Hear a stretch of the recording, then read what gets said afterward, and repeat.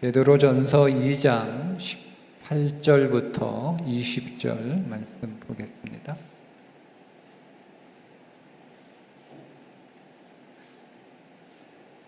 함께 읽겠습니다. 시작. 사환들아, 범사에 두려워함으로 주인들에게 순종하되 선하고 관용하는 자들에게만 아니라 또한 까다로운 자들에게도 그리하라. 부당하게 고난을 받아도 하나님을 생각함으로 슬픔을 참으면 이름 아름다우나 죄가 있어 매를 맞고 참으면 무슨 칭찬이 있으리요.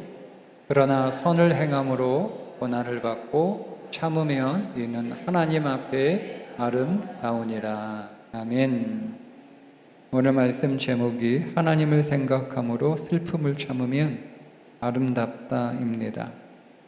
하나님을 생각함으로 참으면 아름답다. 그러면 하나님을 생각한다는 것이 무슨 말일까? 그냥 하나님을 떠올리는 게 하나님을 생각하는 걸까? 우리가 하나님을 단순히 떠올리는 건 내용이 없잖아요. 여러분, 제가 계속 강조하는 말 가운데 하나가 우리의 신앙에 내용이 있어야 돼요. 내용이 없는 믿음은 실제가 없잖아요. 내가 뭘 믿는지 몰라. 그건 믿는 게 아니죠. 아니, 믿음의 내용이 없는데?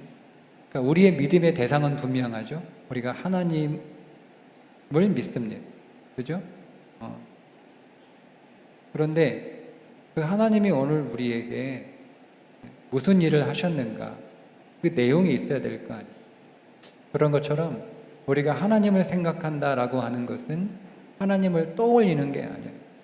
하나님을 생각한다는 것이 어떤 의미인가? 베드로전서 우리가 읽은 본문에서 하나님을 생각하는 것은 어떤 것인가를 함께 나누고, 오늘 우리가 우리의 현실의 삶에서 우리가 하나님을 생각하면 그것이 아름다운 삶이 된다라는 것을 우리가 함께 나누고 기도하려고 하는데요.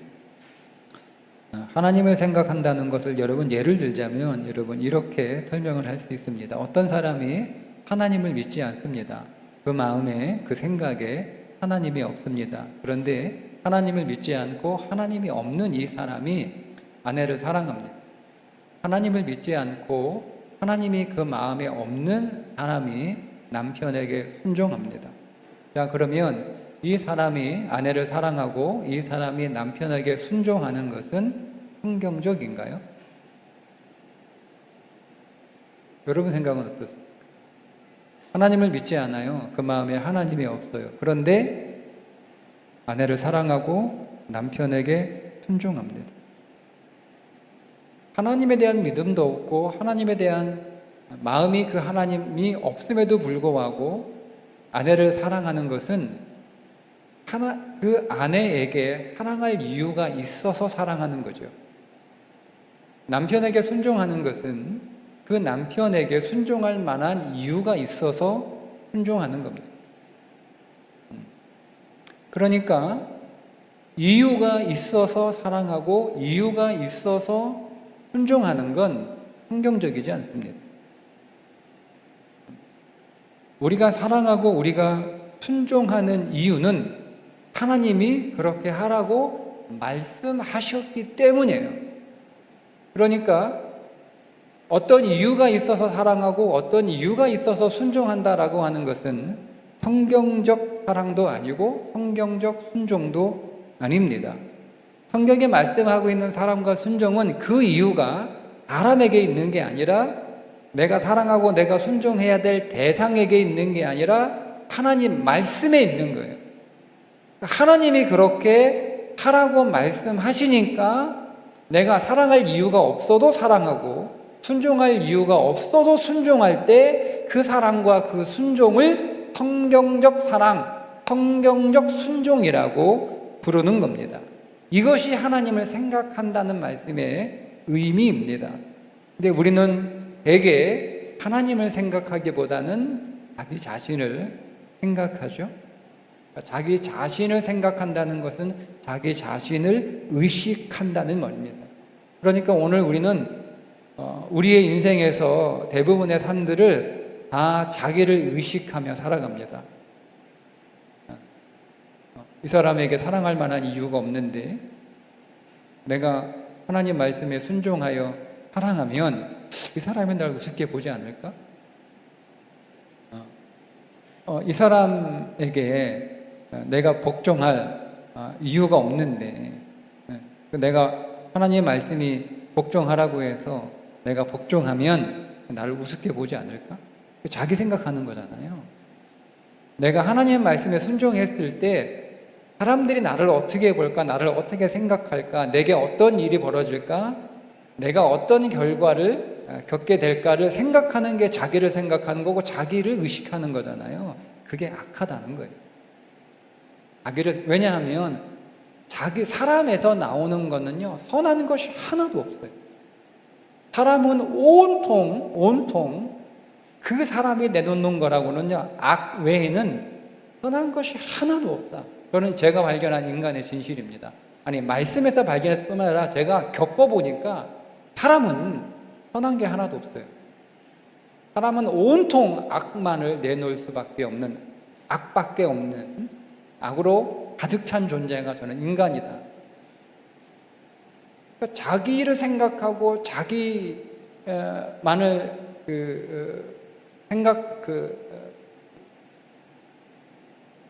생각하는 그 모든 것, 그래서 악이 되는 거죠. 자, 그래서 여러분 보세요. 오늘 말씀해 보면 부당하게 고난을 받을 때, 자기를 생각하면 참을 수 없죠. 부당하게 여러분 내가 고난을 당하는데 그 나를 생각하면 그게 어떻게 참습니까? 그런데 하나님을 생각하면 참을 수 있다. 나를 생각하면 참을 수 없어요.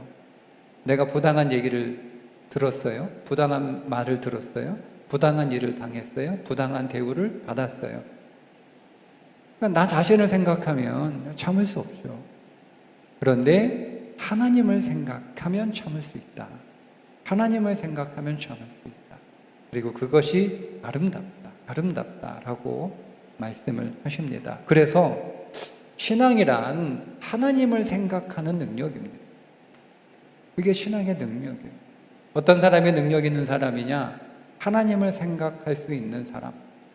어떤 사람이 능력 있는 사람이냐? 내가 처한 모든 상황과 모든 현실에 하나님을 대입할 수 있는 사람. 그게 능력입니다. 내 이 상황에 하나님을 대입할 수 있으면, 내가 만나는 이 사람의 관계 안에서 이 사람으로 인하여 겪고 있는 그 일들 안에 하나님을 대입할 수 있으면, 내가 처한 어떤 환경에 하나님을 대입할 수 있으면 그게 능력인 거예요. 능력이 뭐냐? 내가 어떤 상황, 내가 어떤 현실, 내가 어떤 사람, 내가 어떤 사건을 만나든 하나님께 반응하는 것이 능력입니다.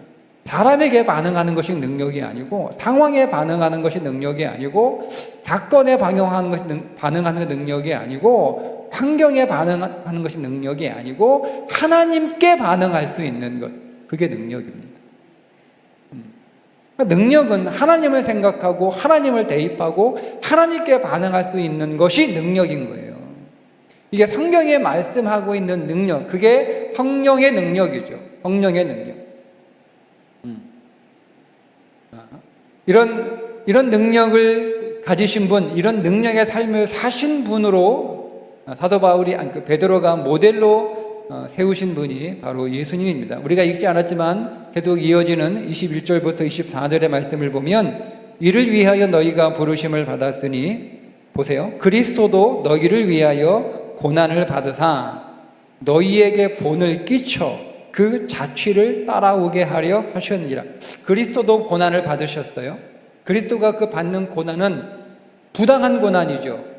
여러분, 내가 받는 고난은 사실은 내 기준에서 보면 부당하다고 여기지만 사실은 정당한 고난인 경우가 더 많습니다. 겉으로 보기에는 부당한 고난처럼 보여요. 그러나 여러분, 그것은 내가 느끼고 내가 경험하고 내가 알고 있는 지식의 범위 안에서 부당한 거지 정당한 고난일 수 있거든요. 그냥 내가 생각하기에 부당한 거예요. 그러니까 우리는 그리스도 예수 안에서 그 어떤 것도 하나님의 섭리와 하나님의 주권이 아닌 것이 없으니 사실은 그 진리 안에서 내 인생을 바라보면 부당한 게 없어요. 그냥 내가 당연히 받아야 되는 거예요. 내가 부당한 대접, 부당한 소리, 부당한 이야기, 여러분 당연히 내가 받아야 되는 거예요. 그러니까 우리의 믿음이 여기 거기까지 갈 수 있어야 되는 거예요. 그러나 어쨌든 내가 부당하다고 여기는 것이 있다 할지라도 그 부당함을 참으면 그것이 아름답다라고 하는 그 모델이 누구냐? 예수님이에요. 예수님이 고난을 당하셨는데 예수님이 당하신 고난은 100% 부당한 고난 아닙니까? 그분이 고난 당할 만한 이유가 하나도 없잖아요. 그분은 죄가 없는 분이니 그러니까 우리는 죄가 있잖아요. 그러니까 오늘 우리가 당하는 부당한 것들은 사실은 부당한 게 아니에요. 그러나 주님이 당하시는 그 모든 고난은 다 100% 부당한 거예요. 그 부당한 고난을 받으사 너희에게 본을 끼쳐 우리에게 본을 보이셔서 그 자취를 따라오게 하려 하십니다. 내가 모델이니까 내가 부당한 고난을 지금 당하고 있어. 그러니까 나를 잘 보고 나를 따라오면 돼, 이렇게 말씀하고 있는 거죠. 자, 그는 죄를 범하지 아니할, 죄가 없잖아요. 그 입에 거짓도 없으시고 거짓도 없잖아요. 욕을 당하시되 맞대어 욕하지 아니하시고 싸우지도 않아요. 고난을 당하시되 위협하지 아니하시고 오직 공의로 심판하시는 이에게 부탁하시며.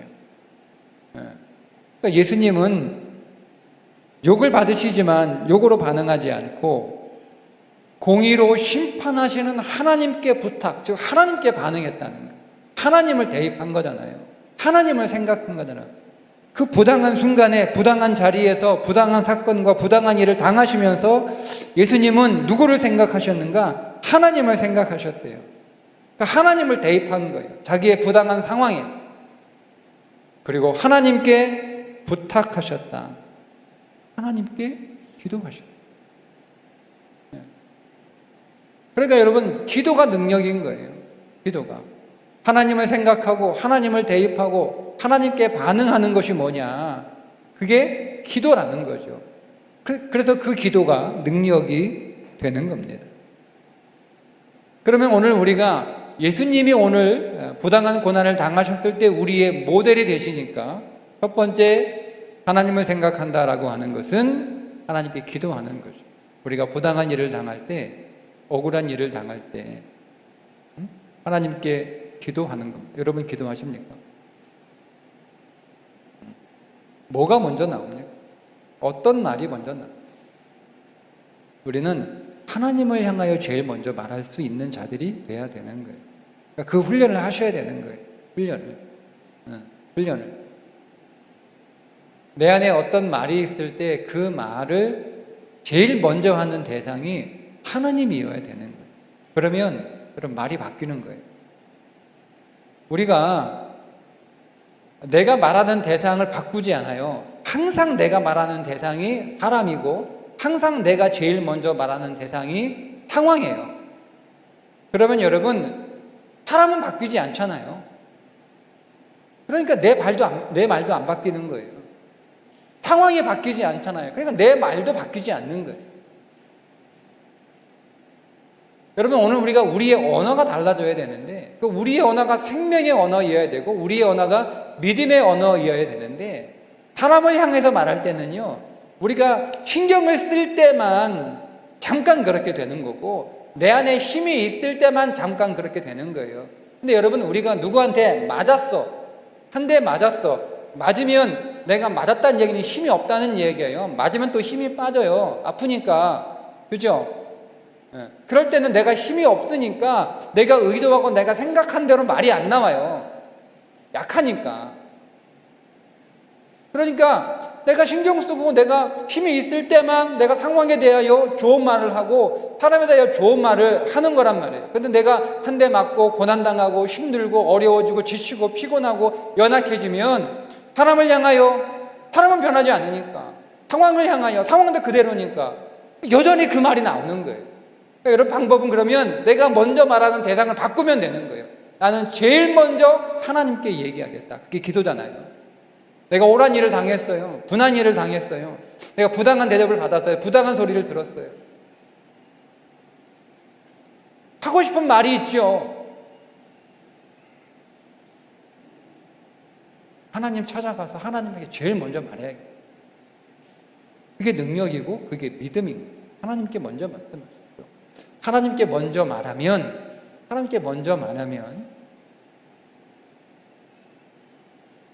그 다음 말을 하나님이 우리에게 주세요.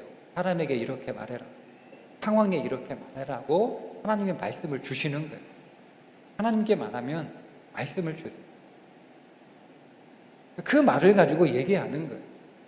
그때 오늘 우리의 말이 생명의 언어이고, 그때 오늘 우리의 말이 소망의 언어이고, 그때 오늘 우리의 말이 능력의 언어가 되는 거예요. 그러니까 제일 먼저 하나님께 말하는 훈련을 하세요. 제일 먼저 하나님, 주님, 제일 먼저 주님, 억울한 일을 당해, 주님, 분한 일을 당해, 주님, 부당한 일을 당해, 주님, 먼저 말씀하시고 먼저 부르시면 됩니다. 그러면 그분에게 여러분 다윗의 시를 보세요. 그분에게는 무슨 말이든 해도 돼요. 여러분 오늘 우리가 여러분 그거 해보셨는지 모르겠는데 저는 해봤어요. 분하고 억울한 일을 당했을 때 사람에게 분노를 표현하는 것과 하나님 앞에 그 분노를 표현하는 게 결과가 완전히 달라요. 사람은 자기 안에 분노를 표현하고 싶거든요. 이게 계속 쌓여 있으면 결국 터지니까. 그러니까 분노는 빨리 이렇게 쏟아내야 되는 게 제일 좋아요. 근데 우리가 이거를 가지고 뭐 사람한테 쏟아내고 뭐 길가에 있는 뭐 쓰레기통 쏟아내고 그러면 뭐 일만 더 커지는 거잖아요. 그런데 그 분노를 하나님 앞에 쏟아놓으시면 돼요. 하나님 앞에 쏟아주시면 돼요. 그분이 여러분 우주적 쓰레기통이니까 그분 앞에 다 쏟아놓으시면 되는 거예요. 그러면 하나님이 내 인생을 정리해 주세요. 하나님이 내 인생을 지저분하게 쓰레기통으로 안 만들어요. 하나님이 깨끗하게 정리해 주세요. 결과가 달라요. 그러니까 제일 먼저 하나님한테 먼저 말씀. 주님, 할 말 없으면 정말 억울할 땐 말도 안 나와요. 근데 그냥 주님 부르시면 돼요. 주님 부르시면 돼요. 그 다음 두 번째, 하나님을 생각하는 것은 하나님께 반응하는 거다. 베드로가 예수님께서 십자가에 죽으심은 이렇게 말해요. 우리로 죄에 대하여 죽고 의에 대하여 살게 하려 하심이라. 24절에 보니까 친히 나무에 달려 그 몸으로 우리 죄를 담당하셨으니 이는 우리로 죄에 대하여 죽고 의에 대하여 살게 하려 하심이라. 이 말씀을 쉽게 얘기하면 죄에 반응하지 말고 의에 반응하는 삶을 살라는 거예요. 죄에 반응하지 말고. 바울도 똑같은 이야기를 합니다. 예수님의 십자가를 이제 다시는 자기를 위해 살지 않고 하나님을 위해 살게 하려 하심이라고 증거합니다. 고린도후서 5장 15절에 그가 모든 사람을 대신하여 죽으심은 살아있는 자들로 하여금 다시는 그들 자신을 위하여 살지 않고 오직 그들을 대신하여 죽었다가 다시 살아나신 이를 위하여 살게 하려 함이라. 이 말씀도 같은 말씀이잖아요. 자기에게 반응하지 않고 하나님께 반응하는 삶을 하는 거 똑같은 얘기하고 있는 거예요. 바울도 베드로도. 그러니까 복음적인 삶은 뭐냐? 자기와 죄에 반응하는 것이 아니고 의와 하나님께 반응하는 삶이 복음적인 삶이다. 그것이 믿음이고 그것이 생명이고 그것이 능력이라는 거예요. 그러면 지금 나는 어디에 반응하고 있는가? 지금 나는 무엇에 반응하고 있는가를 보면 되는 거예요. 왜냐하면 사람은요 자기가 추구하는 것에 반응하게 돼 있어요. 사람은 자기가 추구하지 않는 것, 자기가 관심이 없는 것, 자기가 생각하지 않은 것, 자기 마음에 없는 것들에 대해서는 반응하지 않습니다.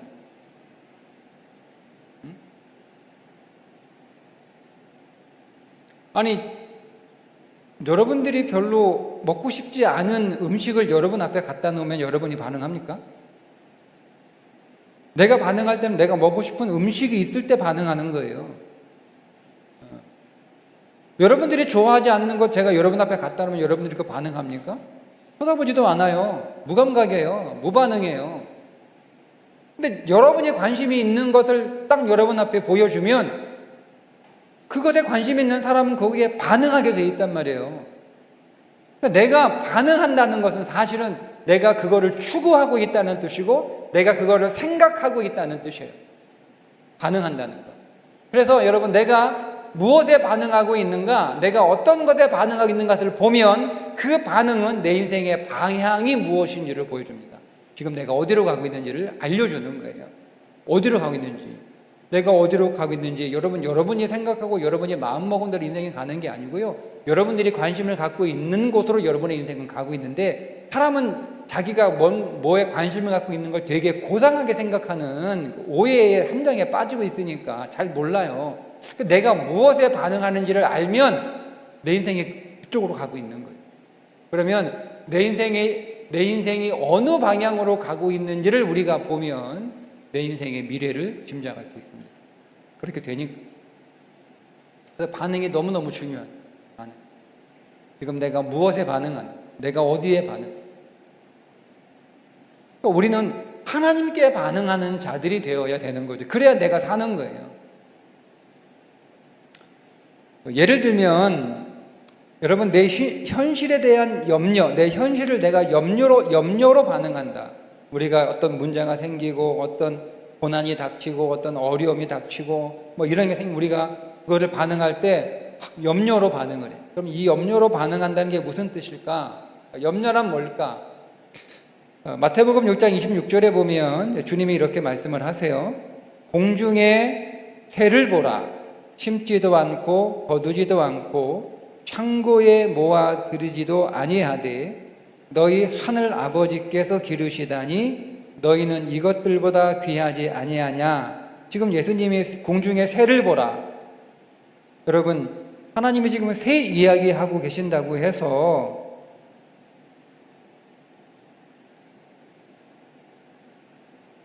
새를 생각하라는 말씀이 아니잖아요. 그죠? 뒤에 28절에도 보면 또 너희가 어찌 의복을 위하여 염려하느냐. 들의 백합화가 어떻게 자라는가 생각하여 보라. 수고도 아니하고 들쌈도 아니하느니라. 지금 예수님이 백합화 보라는 겁니까? 아니잖아요. 새를 보라, 백합화를 보라. 지금 새 이야기, 백합화 이야기 하시는 것이 아니라 공중에 새를 먹이시는 하나님을 보라는 거잖아요. 백합화를 입히시는 하나님을 생각하라는 거예요. 그러니까 염려는 뭐냐면 하나님을 생각하지 않는 거예요. 하나님을 생각하지 않고 내 문제를 보는 거죠. 내 문제를 생각하는 거죠. 내 문제를 묵상하는 거죠. 문제를 보고 문제를 생각하고 문제를 묵상하는 결과가 염려예요. 하나님을 생각하지 않은 결과가 염려예요. 하나님께 반응하지 않고 내 현실에 반응한 결과가 염려인 거예요. 그러면 여러분, 내 인생은 지금 어디로 가고 있냐면 염려를 향해서 가고 있는 거예요. 지금 내 인생은. 왜? 내가 염려에 반응하고 있으니까. 내가 염려로 반응하고 있으니까. 그러니까 내 인생은 염려로 가고 있는 거예요. 염려로. 근데 믿음이란 뭐냐? 하나님을 생각하고 하나님께 반응하고 하나님의 말씀을 자기의 삶 속에 적용하는 거예요. 하나님이 공중의 새를 돌보시지, 하나님이 들의 백합을 입히시지, 하나님은 먹이시고 하나님은 입히시는 분, 그 하나님이 공중의 새도 들의 백합화도 먹이시고 입히시는 그 하나님이 그 아들 예수 그리스도를 폭전으로 지불하셔서 속량하시고 나를 구속하여 구원하심으로 하나님의 자녀 삼은 나를 하나님이 왜 먹이시 않으시고 왜 돌보지 아니하시겠는가? 이건 여러분 우리의 생각으로 하는 거예요. 우리가 그렇게 듣고 우리가 배웠으니까. 그죠? 그러니까 우리의 지식으로 하는 거예요. 우리가 그렇게 먼저 지식으로 정리가 돼야 되는 거예요. 지식으로. 그러니까 이거는 여러분 내 생각이 아니잖아요. 내 생각이 아니잖아요. 하나님이 그렇게 말씀하잖아요. 내가 공중에서도 들의 백합화도 먹이고 입히는데 어찌 너희 일까 보냐, 이렇게 말씀하시잖아요. 그러면 당연히 하나님이 나를, 여러분, 당신의 피를 값으로 치르신 거예요. 여러분 한 사람 한 사람을 구원하시기 위하여. 그분의 피 한 방울은 온 우주를 다 팔아도 살 수 없어요. 그래서 보혈 아닙니까? 그 한 방울이 보혈이란 말이에요. 그 한 방울로도 온 우주를 다 사고도 남는 가치예요. 그 한 방울. 근데 그분이 십자가에서 피를 쏟으셨잖아요. 한 방울로도 온 인류를 다 구속하실 수 있는 그 보혈을 하나님이 나를 위하여 흘리심으로 나를 사셨으니, 여러분, 내가 하나님께 얼마나 귀한 존재이겠어요. 이걸 우리가 지식으로 이해하는 거예요. 그리고 그 지식 이해 위에서 거기에 믿음을 더하여 기도하는 거예요.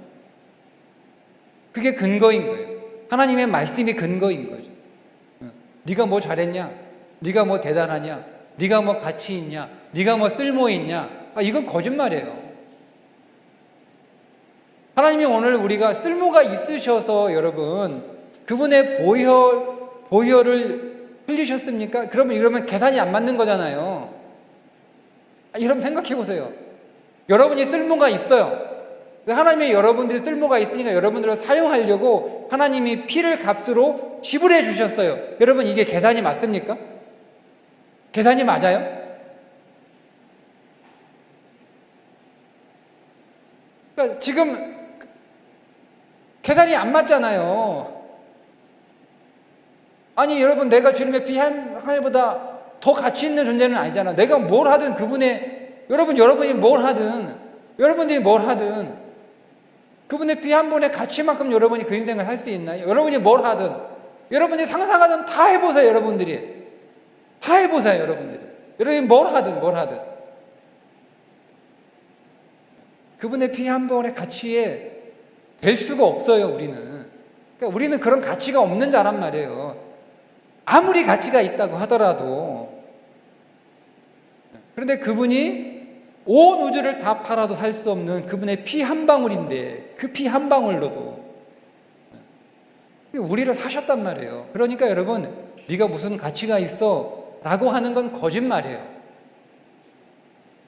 여러분이 속는 거예요. 나는 가치가 없어요. 가치가 없음에도 불구하고 그분이 십자가에서 죽으심으로 나를 구속하셨잖아요. 나를 구원하셨잖아요. 그게 진리예요. 그러니까 가치를 따지지 않아요. 하나님의 가치를 따지셨으면 나를 위해 왜 죽으세요? 그분은 죽지 않아요. 가치를 따지면. 우리 그런 가치. 그냥 속지 마세요. 네가 뭐 했는데 속지 마세요. 네가 뭐 할 수 있는데 속지 마세요. 하나님, 나 아무것도 한 거 없어요. 하나님, 나 아무것도 할 수 없어요. 그렇지만 나는 하나님의 세계예요. 하나님의 세계에서. 여러분, 오늘 우리의 가치를 이 세계에서 여러분 저울하면 안 돼요. 우리는 하나님 나라의 가치에서 오늘 우리 자신을 봐야 되는 거예요. 나는 하나님, 내가 그래서 그게 신비인 거예요. 그게 비밀인 거고 이해할 수 없는 거죠. 우리는 우리 세계에 존재하고 있기 때문에 우리 세계의 가치로 우리를 볼 수밖에 없는데, 그러면 이게 계산이 안 되는 거죠. 그러니까 하나님, 나는 오늘 우리의 세계에서 보면 나는 가치가 없어. 맞아요. 그렇지만 하나님의 세계에서 나는 하나님이 독생자 예수 그리스도를 십자가에 내어놓고 나를 사실 만큼 가치 있는 존재인 줄 믿습니다. 그게 오늘 우리의. 그걸 내 삶 속에 적용하는 거예요. 그래서 하나님께 반응하는 거예요. 믿음으로.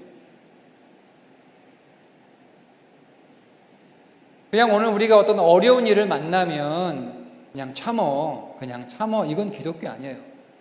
그냥 참는 건 기독교 아니에요. 그냥 사랑해, 이거 기독교 아니에요. 그냥 순종해, 이거 기독교 아니에요. 기독교는 하나님을 생각함으로 참는 거예요.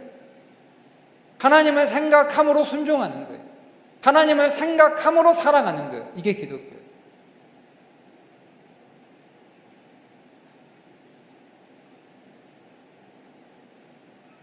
그러면 우리가 하나님을 생각할 때 생각의 내용이 있어야 될 거 아닙니까? 그 내용이 뭐냐? 그죠?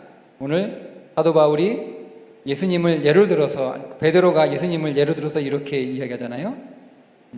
욕을 당하시되 맞대어 욕하지 아니하시고 고난을 당하시되 위협하지 아니하시고 오직 공의로 심판하시는 이에게 부탁하시며. 하나님의 무엇을 생각한 거예요? 하나님의 공의를 생각한, 그게 내용이에요. 억울한 일을 당해요. 내가 부당한 일을 당해. 내가 부당한 소리를 들어요. 내가 부당한 대접을 받아요. 그런 대접 많이 받습니다. 그런 소리 많이 듣습니다. 억울한 일 많습니다. 가서 다 따지고 싶죠. 네. 참는 이유는 뭐예요? 인간적으로 목사 체면이 있으니까 참는 거예요. 목사가 그 정도도 못 참아? 그럴까봐. 그래도 목사의 수준이 있는 거 아니에요. 근데 성경은 그것도 믿음이 아니래요. 왜 참냐? 하나님의 공의를 생각함으로. 네가 억울해? 네가 부당한 일을 당하고 있어? 하나님은 공의의 하나님이라는, 공의의 하나님. 하나님은 공의의 하나님인데 반드시 갚으신다는 거예요. 반드시 갚는다. 이거를 여러분, 저는 처음에는 어리석고 믿음이 없어서 반드시 갚으신다를 사람에게 적용을 했어요. 그래, 당신이 나 부당하게 대접하고 나 억울하게 없는 말 만들어내고 그러고 있지, 응? 하나님이 갚으실 거야 당신한테. 근데 이거는 제가 더 묵상해 보니까 그 믿음이 없는 거예요. 상관없어요. 하나님이 그 사람한테 어떻게 하든 상관없어. 관계없어. 그건 모르겠어. 하나님이 나에게 갚으신다. 공의로. 하나님이 내가 부당한 일을, 내가 억울한 일을, 그분은 공의로우십니다. 내가 부당하니까 내가 억울한 일 당하기도 하고 억울한 소리 듣기도 하고 내가 손해보기도 하고 그래요. 내가 어려운 일을 당하기도 하고 그래요. 근데 참아. 왜 참아? 공의의 하나님을 생각함으로 참는 거예요. 하나님이 갚아주신다. 누구에게? 나에게 갚아주신다. 하나님은 나에게 갚아주신다. 네. 하나님의 공짜는 없어요. 저는 그거 믿습니다. 하나님은 공짜고. 여러분도 믿으세요. 하나님은 공짜고. 그러니까 내가 그 공의로운 하나님을 생각함으로 내가 참는 거예요. 네. 우리가 예수님처럼 그 하나님의 공의를 생각한다면, 그러면 여러분 보세요. 오늘 우리의 삶에 어떤 결과가 일어나냐면 내가 억울하다는 생각이 안 들어요. 억울하다는 생각. 네. 저는 기질상으로 억울한 걸 못 참는 사람이에요. 저는 기질상으로. 기질이 그렇습니다. 네. 우리 큰아이가 저희 기질을 닮아가지고 큰애가 억울한 일을 못 참아요. 큰아이가 어릴 때 항상 주로 하는 말이 억울해요. 아빠 억울해. 나 억울해요. 엄마 억울해요. 이 억울해요. 많이 했어요. 그게 나를 닮아서 그런 것 같아요. 못 참아. 우리 억울한 건 못 참아. 기질상 못 참습니다. 이게 제 기질입니다. 근데 하나님의 공의를 생각하는 믿음에 이르게 되니까 억울하지 않아. 속은 상한데 억울하지 않아. 네. 왜냐하면 하나님이 갚아 주실 것이기 때문에 억울하지 않아. 피해의식이 없어요. 피해의식. 왜? 때로 오늘 우리는 그런 생각이 들잖아요. 네. 내가 억울한 일을 당해요. 내가 엄한 소리를 들어요. 없는 말 만들어내고 그런 일을 당한단 말이에요. 그럴 때 나를 얕잡아 보나? 나를 우습게 보나? 내가 맨날 이렇게 웃고 다니고 멍 아이하고 이렇게 그러니까 나를 얕잡아 보나? 이런 생각 여러분 들지 않나요? 그죠? 이게 피해의식이거든요. 그런 게 없어요. 그건 그냥 그 사람 문제인데, 그 사람 문제. 그리고 내가 부당한 말을 듣는다면 부당한 말을 듣는 이유가 있겠지.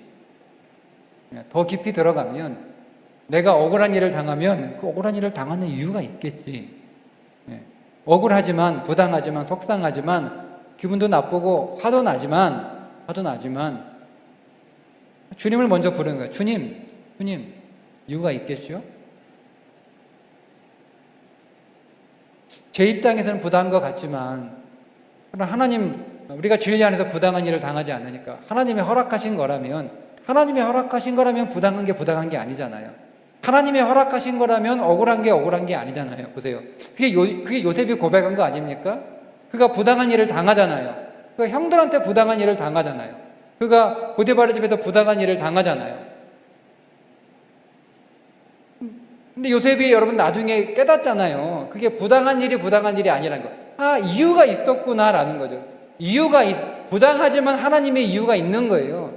부당한데, 억울한데, 하나님의 섭리가 있는 거예요. 그러니까 그 안에 상처가 없잖아요. 상처가 없으니까 형들을 용서하는 거예요. 그가 훌륭해서가 아니에요. 요셉이 훌륭해서가 아니에요.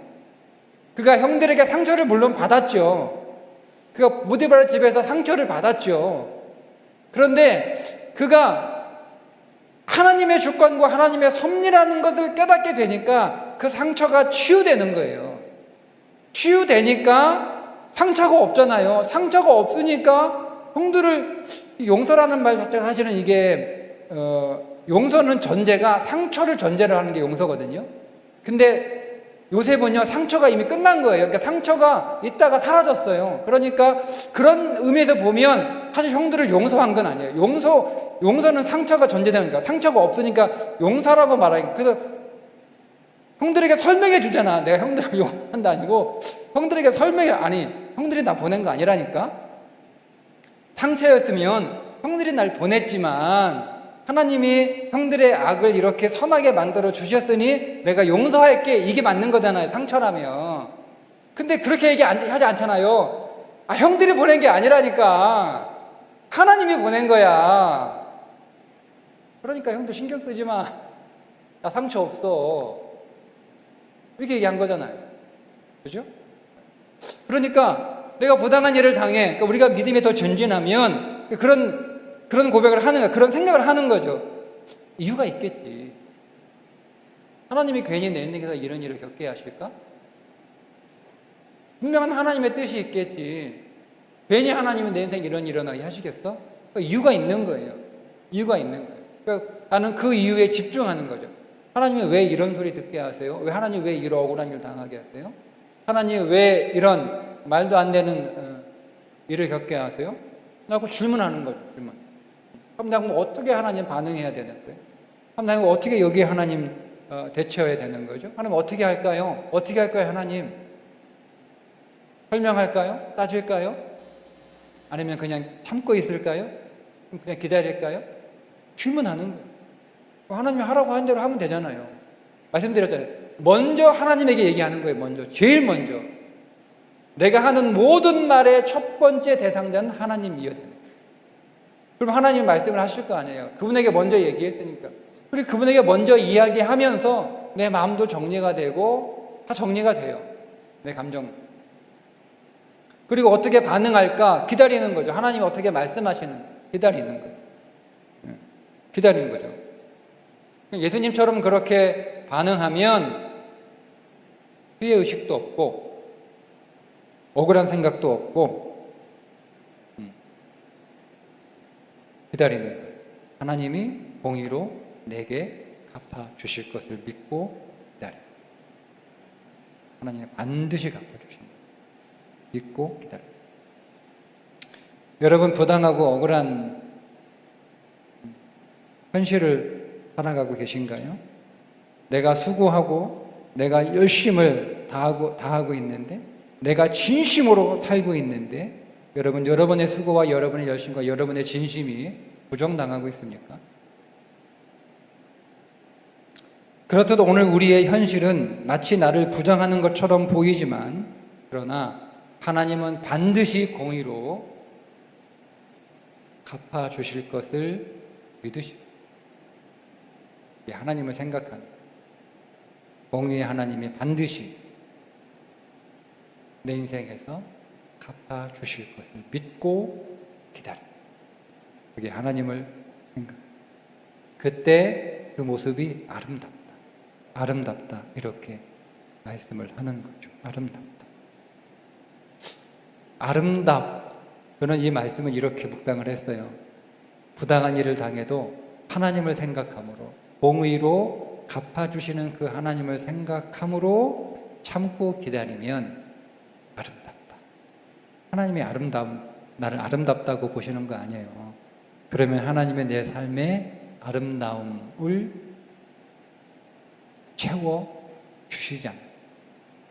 하나님이 아름다운 것으로 갚아주시지 않아요.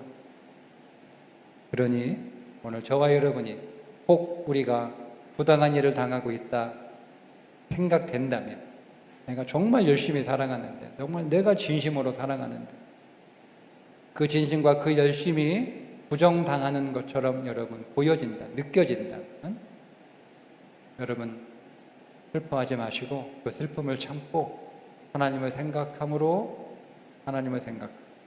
하나님의 공의로운 하나님의 갚아주심을 기다리면서 여러분 참는 아름다운 신앙의 모습이 여러분 가운데 있기를 주님의 이름으로 축복합니다. 기도하겠습니다. 하나님을 생각하는 능력, 하나님을 대입하는 능력,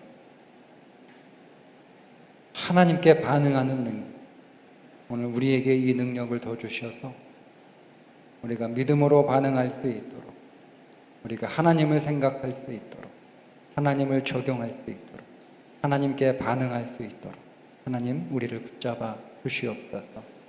사람에게 반응하지 않게 하시고 사건에 반응하지 않게 하시고, 그래서 오늘 우리의 모든 삶을 우리의 감정과 우리의 육신으로 하나님 반응하지 않도록, 오직 믿음 안에서 진리이신 하나님께 반응하는 삶을 살아갈 수 있도록 우리가 먼저 하나님께 말하게 하시고, 제일 먼저 하나님께 나아가게 하시고, 먼저 하나님께 기도하는 믿음의 훈련을 계속 쌓아가게 하여 주시옵소서.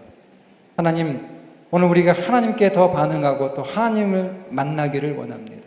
또 하나님을 생각하기를 원합니다.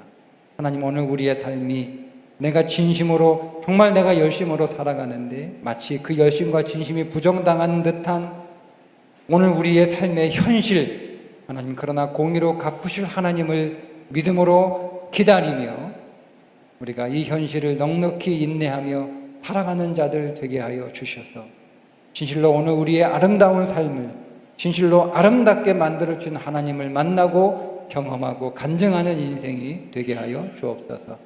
예수님의 이름으로 기도합니다. 아멘.